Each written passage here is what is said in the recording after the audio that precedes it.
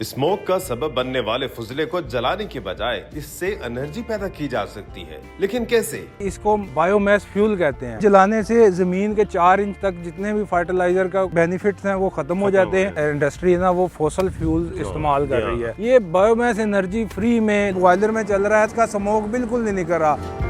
आपकी कंपनी मैंने अभी देखा कि बड़ा ज़बरदस्त सिस्टम है कि वो पहले वो झाड़ू फेर रही है, उसके बाद वो आपका जो बेलर है वो आता है, उससे बंडल्स बनाता है और उससे ले जाता है। इस्तेमाल क्या है इसका?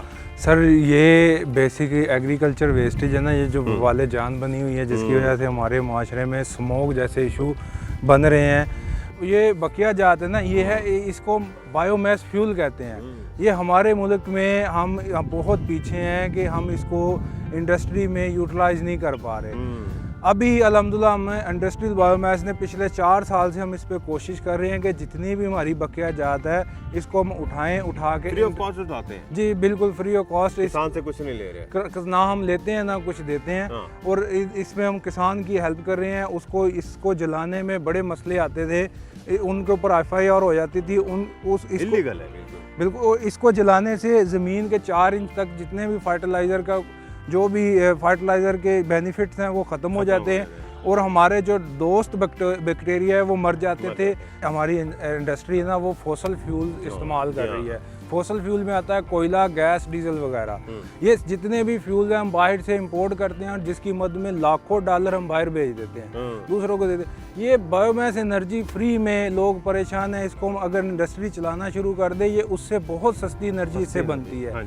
और कितने इसका हमारे मुल्क में बहुत बड़ा फ़ायदा है। जो डॉलर बाहर जाने थे उसमें ये गरीब किसानों की जेब में चले जाएंगे। रोज़गार भी मिल रहा है लोगों को। जो किसान है इससे परेशान है, उल्टा इससे रोज़गार कमाना शुरू कर देंगे और हमारे मुल्क के कितने मसाइल हल हो जाएंगे। तो ये इंशाल्लाह सर 4 साल में ज़िम्मेदार इसकी पैसे की डिमांड करेगा। चलें अब आगे चलते हैं, ज़रा मशीनें देखते हैं कि वो वर्क कैसे करती हैं। मैं आपको दिखाऊँ, ये अब बेलर आ रहा है और ये जो इकट्ठा किया है उस झाड़ू ने, उस सब को बड़े सिस्टमेटिक तरीका है इसको कंप्रेस करता है, इसको बेल करता है और कंप्रेस करने के बाद ये निकल रहा है। ये आप देखिए यहाँ से। और सबसे दिलचस्प बात ये है कि इसके साथ एक एडजस्टमेंट की हुई है इसके साइज़ और इसके वज़न की। जब वो साइज़ और वज़न पूरा हो जाता है तो वो जो बंडल है, जिसे ये आम लफ्ज़ में बेल कह रहे हैं, उसको वो नीचे गिरा देता है। इसके बाद ये अब यहाँ से बंडल बनेंगे। मार्केट में सेल करें कितने का सेल होता है सर? इसका अभी रेट है 300 से 350 रुपये। मुख्तलिफ सिटीज़ में इसका रेट है। अच्छा। और इसको हम ख़रीद भी रहे हैं और आगे सेल करवा भी रहे हैं। और इंशाल्लाह ये इससे इतना बड़ा चेंज आएगा कि उसको हज़ारों ख़ानदानों को इससे रोज़गार मिलना शुरू हो गया है, जिससे लोग परेशान थे। उल्टा इसने रोजगार बनाना चाहिए। एक ट्रॉली तो तकरीबन 60-70 हज़ार की तकरीबन। जी बिल्कुल, इतने की हो जाती है। ये इंपोर्ट हो रहा है। ये इंपोर्ट हो रहा है।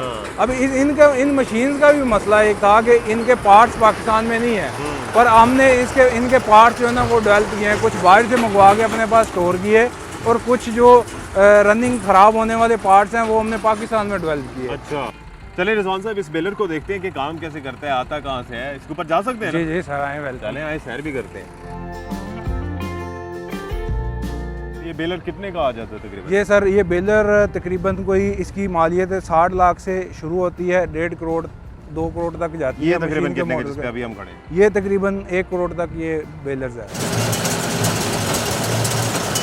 और ये सारा इसके अंदर मेजरमेंट वगैरह है या खुद ही इसे ड्रॉप ऑफ करेगा? जब इसका मुतल्लिका साइज और वजन पूरा हो जाएगा ये खुद ही फेंक देगा, पैक वगैरह खुद करेगा? ये बिल्कुल ऑटोमेटिक मशीन है।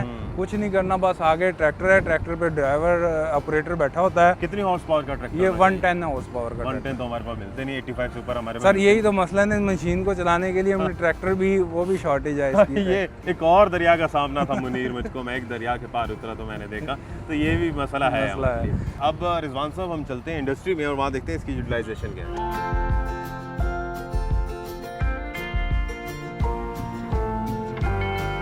अभी आप सामने भी देख रहे हैं, बल्कि रिजवान साहब भी बता रहे थे कि ये वो जो वहाँ से सारा हमने कलेक्ट किया है वो यहाँ से आगे इसमें जा रहा है और ये एनर्जी प्रोड्यूस कर रही है, बस दैट्स इट। बिल्कुल, ये इससे ना हम स्टीम बनाते हैं, एनर्जी प्रोड्यूस कर रहे हैं, स्टीम बना रहे हैं। स्टीम मल्टीपल कामों में इस्तेमाल हो रही है, जैसे किसी को कलर देना है फैक्ट्री में, जो उनकी रिक्वायरमेंट है उसके हिसाब से के लिए इस्तेमाल हो रहा होता है। जी जी।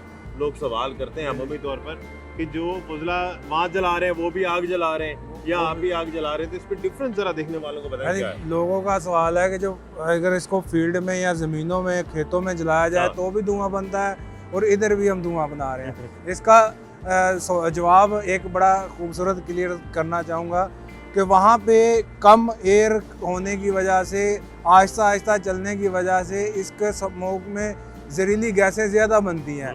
और यहाँ पे एक इसका जब बॉयलर में चल रहा है तो इसका टेम्परेचर 700 के करीब टेम्परेचर होता है, जिसकी वजह से जहरीली गैसें कम बनती हैं 700 सेल्सियस। और दूसरा इसमें क्या है कि हमारी एक कंपनी है इंडस्ट्रियल बॉयलर, उसने इसको मॉडिफाई ऐसा किया हुआ है कि इसका स्मोक बिल्कुल नहीं निकल रहा। आप चिमनी में देखें, इसका ज़ीरो स्मोक निकल रहा है, इसका कोई स्मोक नहीं बन रहा। इसके बैग फिल्टर की टेक्नोलॉजी पाकिस्तान में फर्स्ट टाइम यहाँ पे लगाई गई है, जिसकी वजह से कोई स्मोक नहीं बन रहा और ये एनवायरमेंटली फ्रेंडली है। और देखिए ये कोयला, इसकी जगह कोयला चलना था, कोयले की जगह पे हम इसको अपनी फसलों की बकेट इधर कोयले ने जलना था, इसने उधर जलना था और उससे फिर हमने जलना था। तो देखे कितनी चीजें जलने से बच चुकी है। बहुत शुक्रिया रिजवान साहब हमारे साथ मौजूद थे और ये बड़ा अच्छा इनिशिएटिव है। और जो लोग देख रहे हैं वो अगर कुछ सीखना चाहते हैं तो मेरे ख्याल से ये एक बड़ी ज़बरदस्त चीज़ है जिससे हम अपनी नस्लों को बचा सकते हैं और ये चीज़ काम आ सकती है। दानिश हुसैन को इजाज़त दीजिए, अल्लाह निगहबान।